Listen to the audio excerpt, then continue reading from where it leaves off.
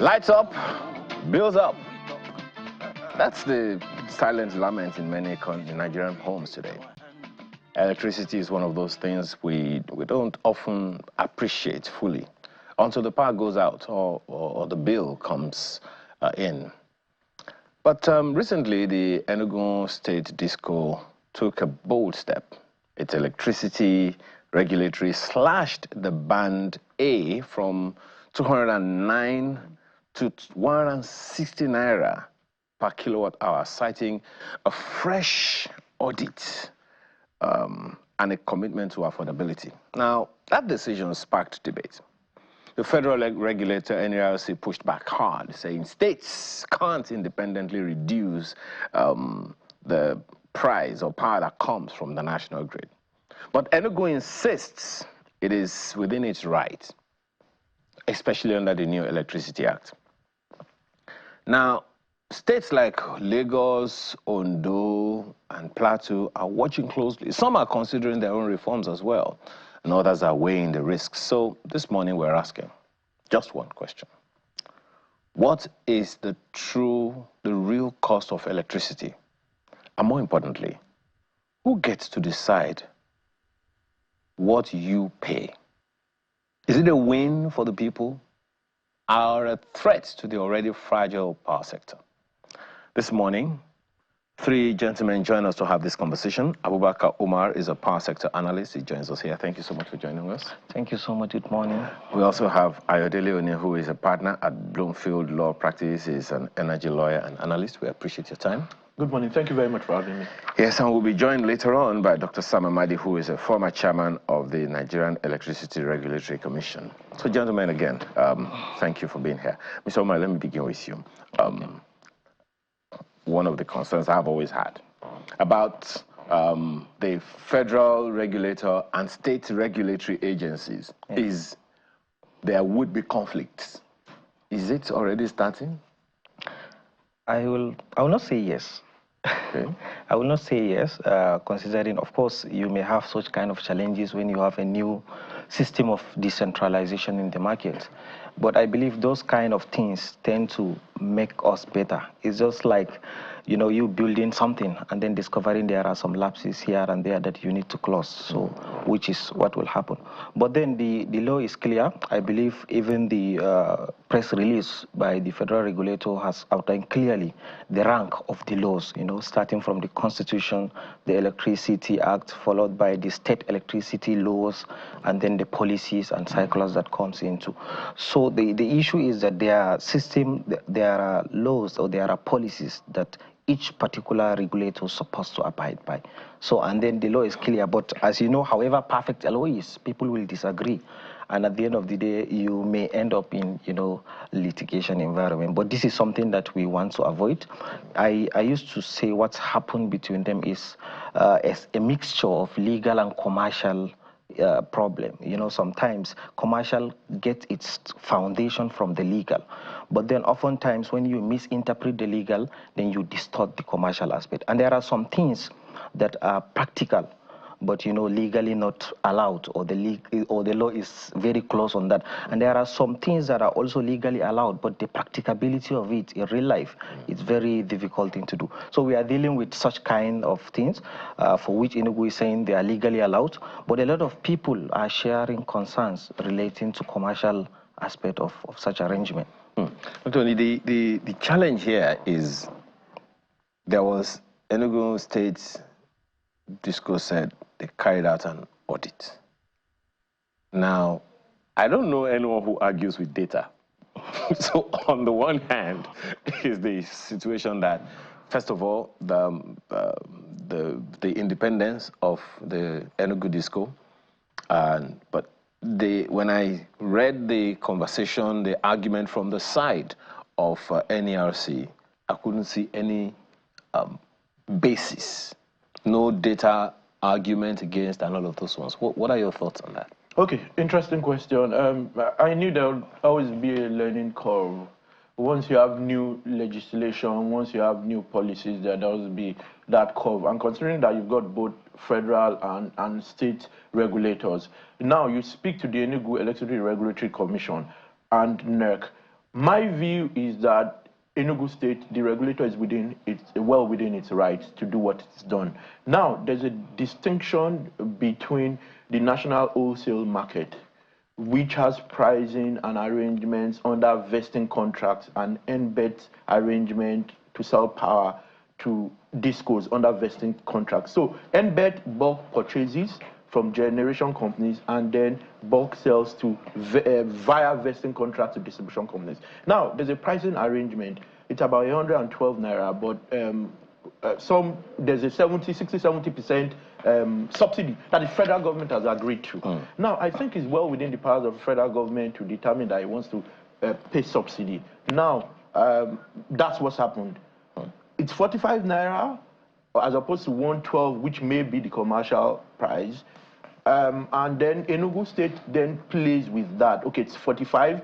We're going to look at the margin the discos make, their costs, you know, other factors which constitute the building blocks for final distribution tariffs.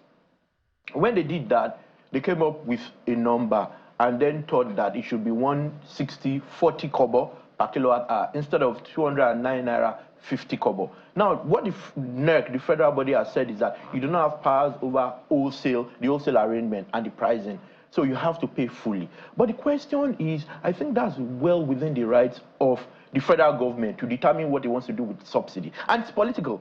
When it comes to energy, there's a lot of politics in oil, gas, and power. Okay, wait a minute.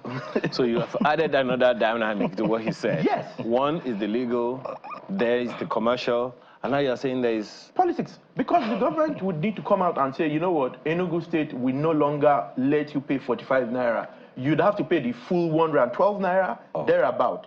Then it would change the dynamics. And I doubt that the federal government will want to do that. It's going to be very controversial. Yeah. You're looking at popularity. You're looking at issues around whether the country has been divided over a period of time. And do you want to foster that some more? I think it's controversial. I think it's a challenge. The federal government may need to step in. And I understand there are now conversations between NERC and Enugu. But in my view, as things stand, Enugu is well within its rights, because I think there are three markets. There's the national wholesale, in my view, and there is the retail for subnationals. I actually think there should be a wholesale market also for states. So each state has much wholesale and retail, and there's a national wholesale market.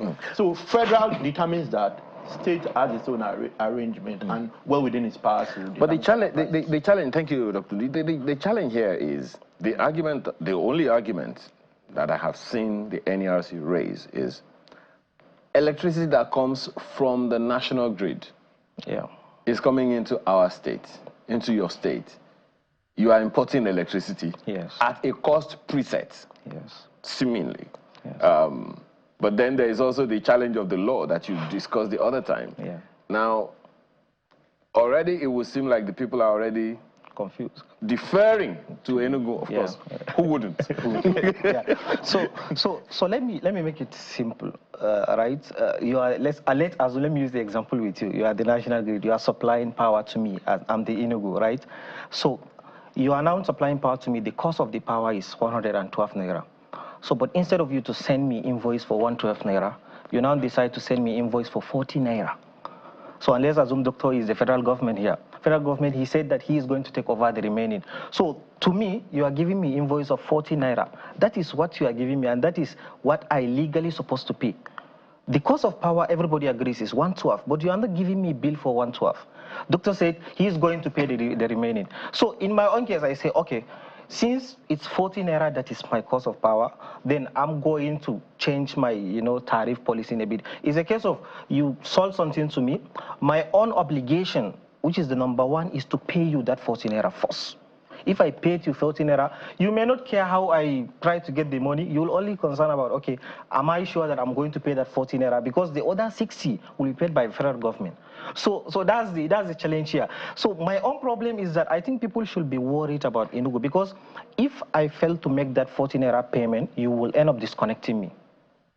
So, but what happened if I have been able to pay? So the challenge is that I think people should worry about anyone how they can be able to get much revenue to pay for that particular the minimum remittance invoice that they are having, and that's a lot of times I saw a lot of stakeholders are concerned regarding that. But then they can be concerned as long as Enugu will continue to pay its minimum remittance obligation. I believe that the federal government or the NERC does not or is not going to change, any part of that. And if the federal government decide to remove subsidy for Enugu, they are not going to do that alone for Enugu.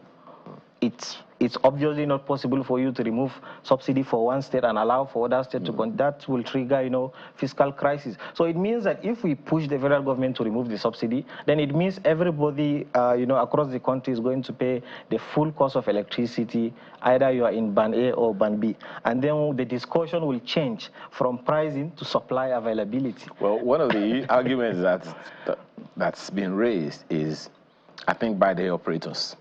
It's the sustainability of the pricing model Enugu is raising. The Gencos, Discos, Trancos, and I think even some other people in the industry, they are raising that concern as well already. That if the federal government should do what he's suggesting, then the pricing model of Enugu State's Disco, it will be unsustainable. Of course, it would change. Once government says, the federal government in this case, says we're no longer paying that subsidy, it will change in Enugu and it will change everywhere else. Do you see that happening? That's politics. I think the government may be better served answering that question.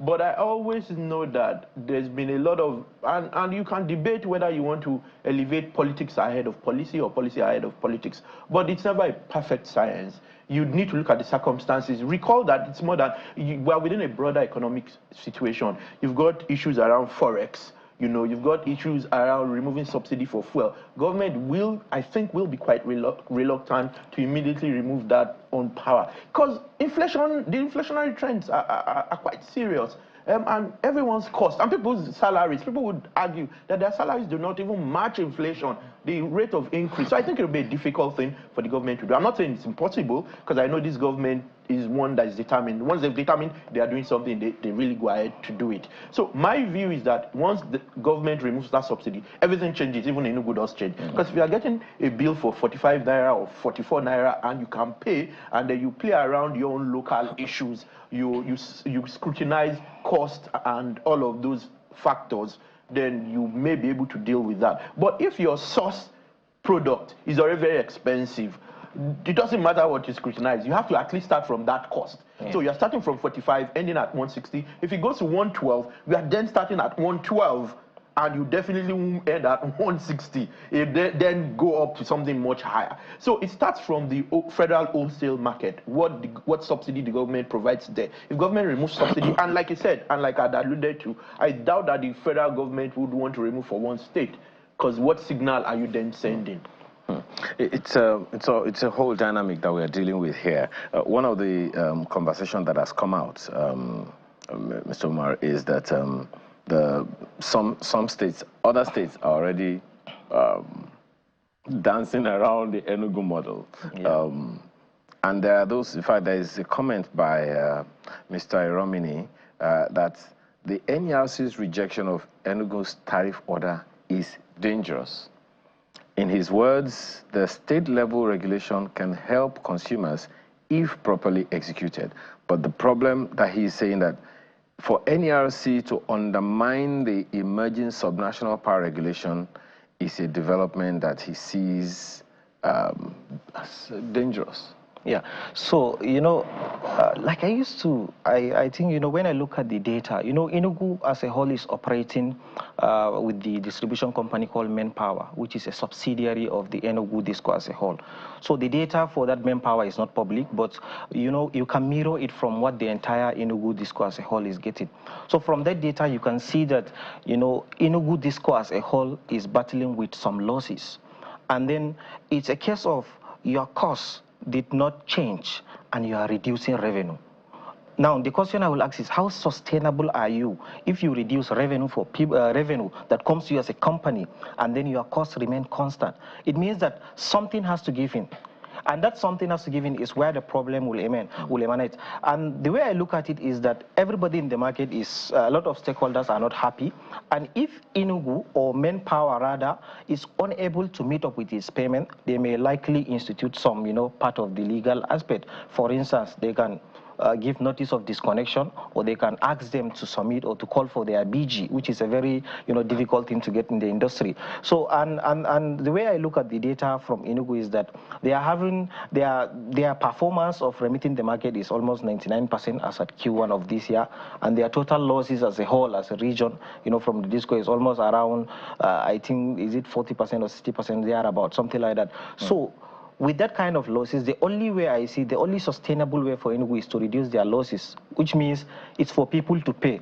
Some people are thinking that if you reduce the cost, it will motivate others to pay, which is, a very optimistic view of how things will be. But the challenge is that how sure are you they will pay? And if they did not pay, what is the remedy forward?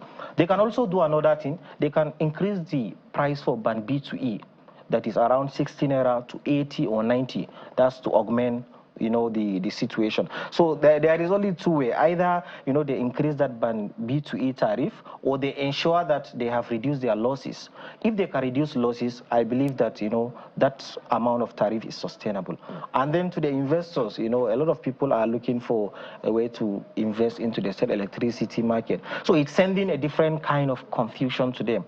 A lot of them will not be comfortable. A lot of them will think, okay, this one is not subsidy, this one is using federal government. How will investors come in? So I believe this kind of, disagreement or confusion doesn't help, the investors who are intending to actually get into the market to provide services. Yeah. Well, I'm still expecting Dr. Sam Amadi to join us in this conversation, so at least we can have an insight of sorts into the mind of the Nigerian Electricity Regulatory Commission as to what are the likelihoods. But no one has really spoken. The federal agency hasn't really spoken to the data. Is it true or is it not? That's a good question. I think the only thing they've done is to query whether Enugu can modify wholesale pricing. And I think that's where their query ends. Also because, remember, by virtue of the constitutional amendment and virtue of the Electricity Act, Enugu does have powers to deal with generation, transmission, distribution, rules, regulation, tariff setting within that state. And maybe you should ask why, and it's a controversial issue, why all band A is 209 naira 50 kobo. Why isn't it that in Lagos or in Kano, where you've got larger population? Because power also works on the economics of scale, right?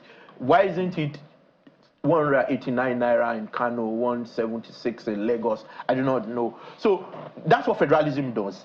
And it would be maybe it could be a steep learning curve, but it will be a learning curve. As we truly, and I think the current president is an advocate of federalism, true federalism, and that's what we begin to see play out. You begin to see weaker states getting more support from the federation, while states that can stand are able to maybe get more investment, entice more investors, encourage more investments into their states. So I think that maybe it also came to NERC as a rude shock. Recall that the guys at Enugu said they've been on this journey for at least 7 months. Yeah. The main power DISCO guys submitted the data they required on the 31st, and they then scrutinized that data. They went around checking whether they had lifeline consumers that were doing 4 naira per kilowatt hour and which didn't exceed 50 kilowatt hours a month. You understand? So I'm sure NERC, they've got very good guys there. I'm sure they're already searching for data. They issued an order yesterday, if I'm not mistaken, on delineation of assets and liabilities. And that's where the issue around the BG did come up, So I'm sure they're already doing their own analysis and will come up with their own data, unless, of course, there's more to it and they can't really query that data. It may even be difficult because I'm not sure they have an office in Enugu, right? But it is what it is, as long as Enugu can pay its bills.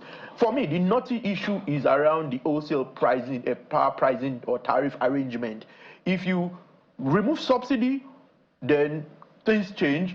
can you remove subsidy? That's the federal government for Enugu alone or for every state that's taken over. Now, query also, a state like, I think Ondo has passed its own order around tariffs and has retained what we currently have. Would you then say, I want to remove for only Enugu because it's reduced and leave for Ondo, I think 10 or 11 states, Ondo, Edo, Ekiti, Oyo, Ogun, Lagos, this Enugu, Abia, about 10 states have already taken over pursuant to Section 230 of the Electricity Act. So are you then going to say, is federal government going to say, well, for Enugu State, I'm removing that subsidy. You have to pay full price for the wholesale, to embed for the wholesale power, right? And then for Ondo and Ekiti, who've also set their tariff arrangement and are retaining what currently exists, will leave for them.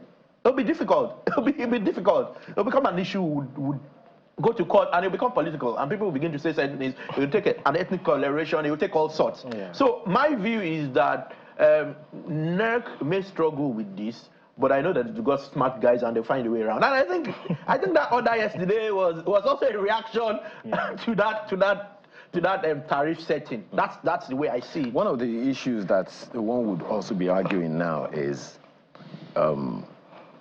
when will states themselves begin to generate the electricity that they will transmit and distribute? I think that's a very interesting conversation. You know, somebody used to say, state wants to regulate, but they don't want to take up the entire responsibility, you know, across the value chain. Maybe because it's costly. It's very costly. when you look at the electricity, you know, investment amount that you require to do something, and when you look at their allocation, their IGR with their FAC, you realize that if you are going to invest reasonably in electricity, it will consume more than half of your, you know, federal allocation. And that's the reason why a lot of states are focusing more on the distribution. The generation is very expensive, and then the transmission is also a no-go area for them, although this has not been decentralized, is the grid itself. So the issue is, I see only states like Lagos, maybe Port Harcourt, and maybe FCT have the you know, financial muscles to engage in that. Other states, maybe those in the northern part of the country, are, you know, trying to use other means of generation, which is, you know, a bit cheaper. And then thanks to the REA too, we have seen, you know, some of their activities across different rural areas. But investing in generation is a very, very expensive venture, and investors are looking forward to do that in the state electricity market. But you know, with this kind of things and lack of clarity and confusion, disagreement, it will make the investors to pause and assess what is the situation.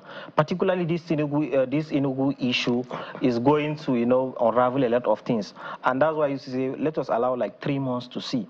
If Enugu has been able to ensure that they can pay, you know, their legally allowed invoices, then it raises a case of competence among the distribution companies. It means go and solve your problem.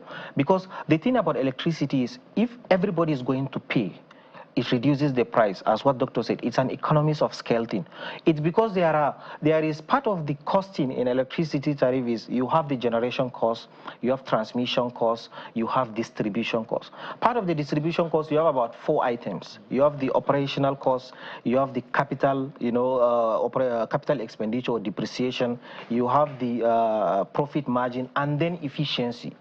You have inefficiency, sorry.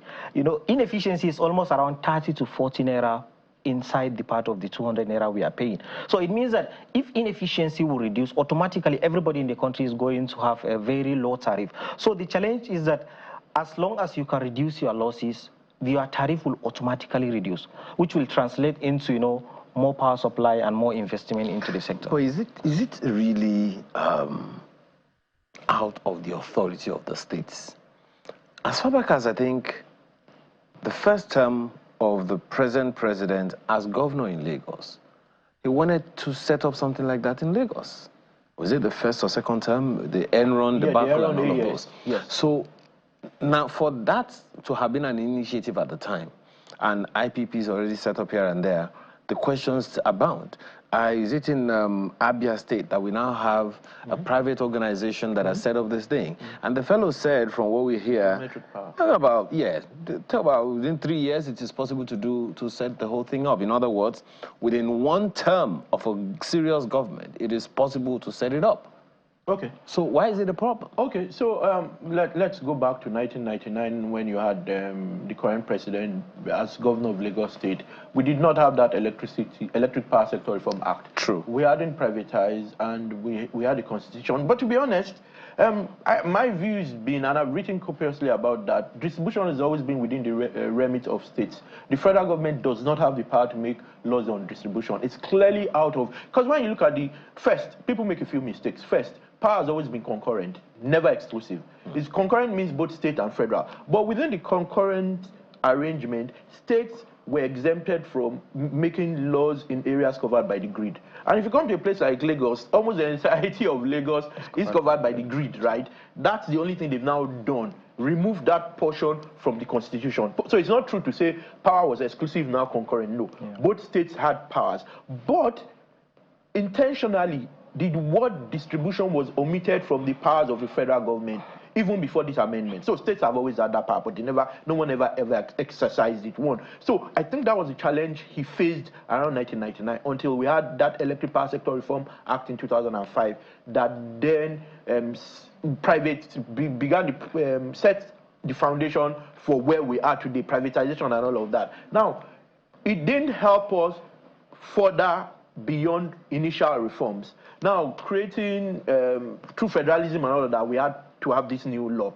So I think that the problem is many of what is said, or much of what is said, it's expensive to do generation. Transmission is crazy. I understand that if you want to take over the transmission of the entirety of Nigeria, I did some research about 10 years ago, it will take 100 years to break even. As a private sector person, it will take 100 years, not to make profit, to break even, if you're efficient and all of that. So one thing many governors did prior to this time was issue irrevocable standing payment orders for small generation projects. But even at that, they struggled because it was a first-line charge from whatever monthly subvention they had. A key way to solve this is to ensure that you are attractive to investors. Sir, the average investor will come where there's money, even if there are risks. Exactly. Look at the oil and gas sector. You had kidnapping and all of that, but the Shell and moguls and all of that, it took them a while to not even leave the country, only move deep offshore. That is now more advanced, right? And it's more difficult for the guys to come disturb them there. So once there's money, private sector guys will come. It's only when they don't see the line of sight to recovering their cost and making revenue is when they step back. Or you have a law that continues to change. There's no certainty, there's no clarity as to your laws. So I'm not sure state governors should dabble into or begin to invest in generation and all of that. No. Make your state attractive. Why not? Okay, so my view. Just as he said, it's a very, very expensive thing. They can't afford it. It's expensive. So they can't afford it. What you can do instead is to make your state attractive. Wait a minute. What do you mean? They're two different things. What do you mean they can't afford it? They can't afford $20 million? Oh, no. It's not. It doesn't end at $20 million. Do you want to do $20 million and you don't get your money back? That's the difficult. It's a state. Is it anyway, one plan? Let me take. Dr. Sam Amadi has since joined us. Well, thank you so much for joining us this morning. Dr. Sam Amadi is a former chairman of NERC. We appreciate your time this morning. Well, I'm sure you are familiar with this whole conversation about the Enugu State and the NERC having this what we will call a tiff. It's not yet a fisticuff yet. What are your thoughts on the pushback of the NERC about the Enugu Disco's decision to review its electricity costs lower? Well, I think this is perhaps avoidable crisis. First point. When the Electricity Act was enacted, there were a few public hearing by the House and, of course, Ministry. And I made a point clear that they need to chart the path carefully. First, of course, states want to have the ability to have their own network and manage it, which probably is the right thing. But again, two things. If you look at the US, for example, and elsewhere, there's a federal regulation of interstate trading, which is okay, whether it's gas or electricity. And the states manage their local, which is mostly distribution and retail. Now, what happened?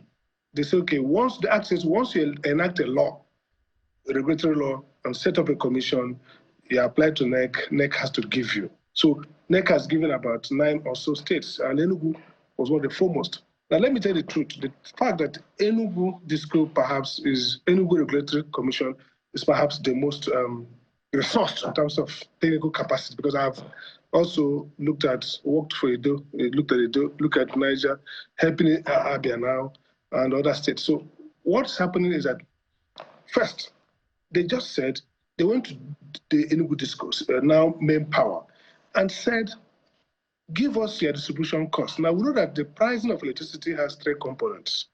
There is the wholesale, which is generation, which is based on PPA, power purchase agreement, between the DISCO, the GENCOs, and bulk trader, or now vested to the DISCO, depending on what it is. Okay. Now, Enugu did not alter that. Enugu says we kept, because that's a contract. The one about transmission, of course, Enugu can't control that. But distribution, the DISCO now, main power, which is under which they regulate, they say, okay, give us your costs. They told me that they asked them, and they gave them, let's say, 10 billion. They now say, break your cost down. They broke it down, and Enugu discovered that the cost is less than 10 billion. The cost is 6 billion. Enugu says, your real cost is 6 billion. And Enugu maps that 6 billion, and therefore, their revenue requirement is less. Now, let's get it very clear. When I was NEC chairman in 2014 or 15, we reduced tariff. And the debate was, they say it was political. No, what we did was to say, if you say collection loss is X, it's too high, but nevertheless, we zero it out and ask you to prove each of those losses. The way we set tariff in Nigeria, and NEC is improving, has not been very cost efficient, because we assume a lot of costs that are not proven. And that's why a lot of data. And of course, if it makes sense, the regulator does not fully discover costs in all industries. Operators, whether it's in the oil and gas, operators are the ones in charge of costs. So you do your best to second guess them. Now, my view would be this: if Enugu established their price following the methodology and recognize all relevant and prudent costs, which is what the regulatory language is, the cost must be prudently acquired and must be relevant to service delivery.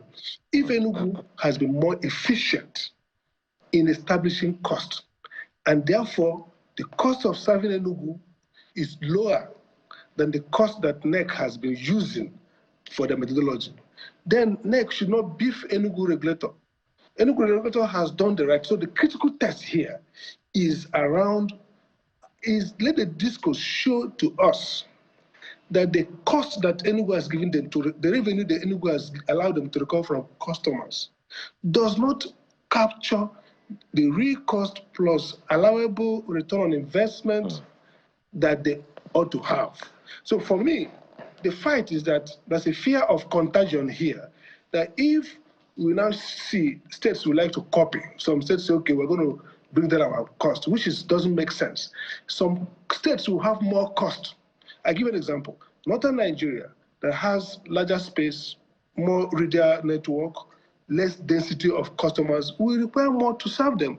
If you have 30 people in one place, another 30 in 2 kilometers, your cost is high. We're going to bring the perhaps that's why there are conversations around off-grid technology. However, but there's a question, there's an issue that you have raised. You have raised an issue that my 2 guests in the studio have also spoken to, that we need to see NERC's own data as well. Okay, similarly, we have 2 emails online, those who have joined us via X. Tola is saying sometimes revenue is based on ability to pay. Less price and moving people to same tariffs can help their market and sales.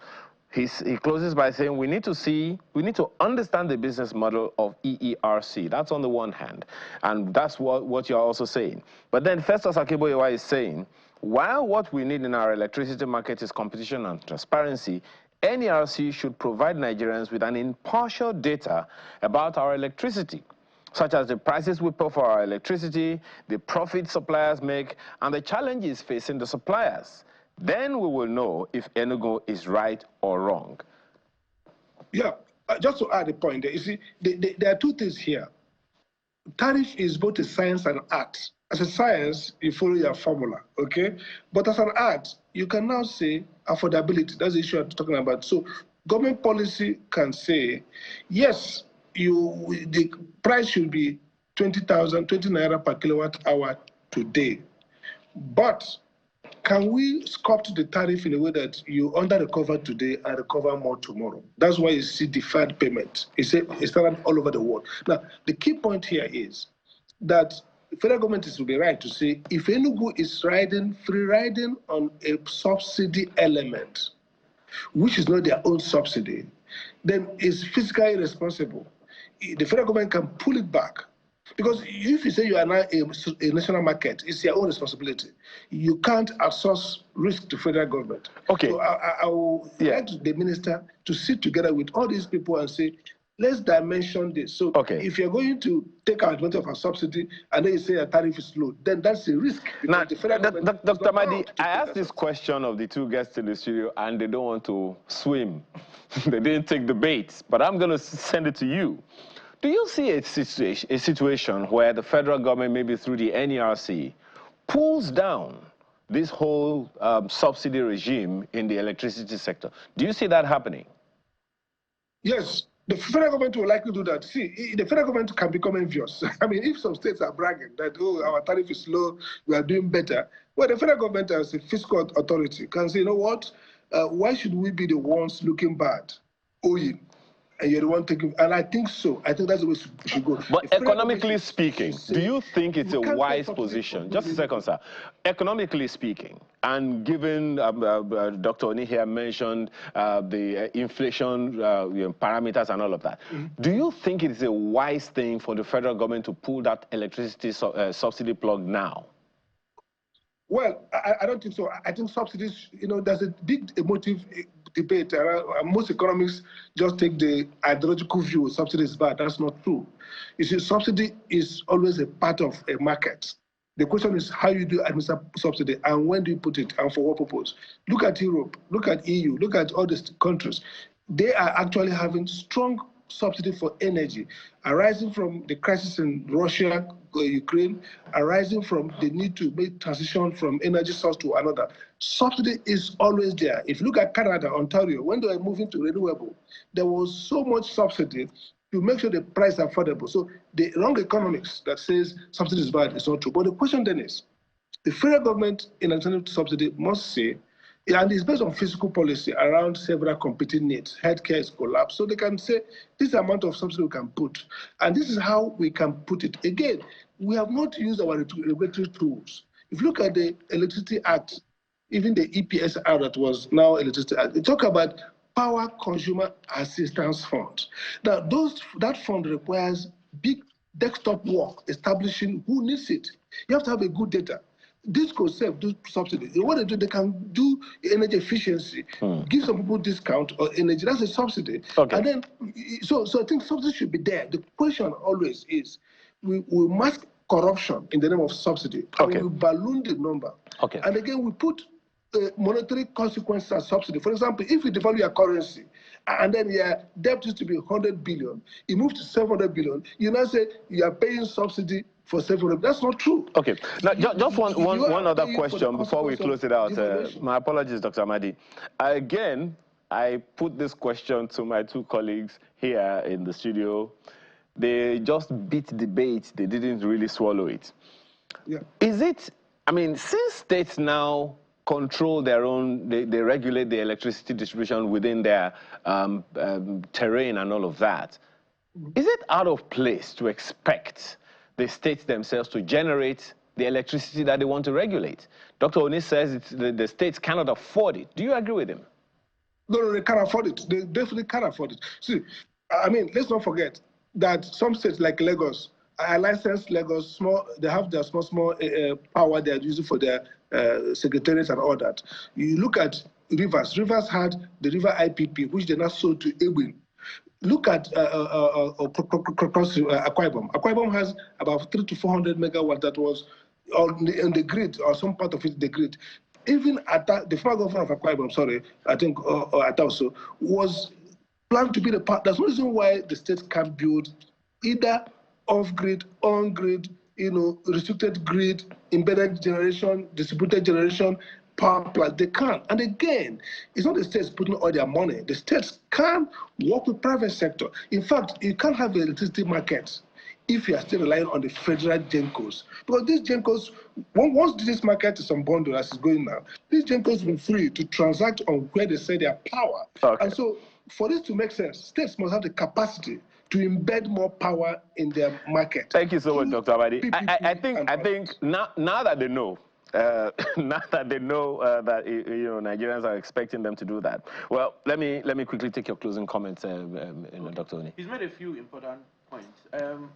I'm of the view that there's an important part, something we're all living out, the Power Consumer Assistance Fund. I think the law as it is says that there should be no subsidy, generally speaking, unless you want to go the route of the Power Consumer Assistance Fund. And I'm not sure anyone is doing that yet. Okay. 1, 2, I still am of the view that states have competing needs. What they can do is maybe work with private sector, but not states setting up those power plants owned by Lagos State. What are they doing? There haven't been issues with them. At some point, they stopped and they started buying diesel again. Okay. So I think that everyone needs to work together across states and the federal government and determine what works best. Okay. Mr. Omar. Yeah, 3 things summary. 1, the generation cost is, the generation investment is too high. State cannot afford it, at least not now. 2, the issue of subsidy. I believe that this government is waiting for its metering initiative to complete, because by the time they have that metering complete, which will take long, they may likely remove that subsidy. And the last one is that if subsidy is removed today, the biggest losers are the Yola Disco and the biggest winners are Ikeja and Ecotisco, because they will charge low, while the Yola Disco is going to charge high because of inefficiency. Okay. I guess the problem remains. And as we always say, the conversation continues. Thank you so much, gentlemen, for your time this morning. Mr. Abubakar Umar is a power sector analyst. Thank you so much. By the way, that was a very incisive tweet you put out. Thank you. Dr. Ayodele Oni is a partner, Bloomfield Law Practice, is also an energy lawyer and analyst. We appreciate your time. And Dr. Sam Amadi, thank you so much for all that you have said this morning. Former chairman, Nigerian Electricity Regulatory Commission. We appreciate your perspectives today. Thank you. Okay. So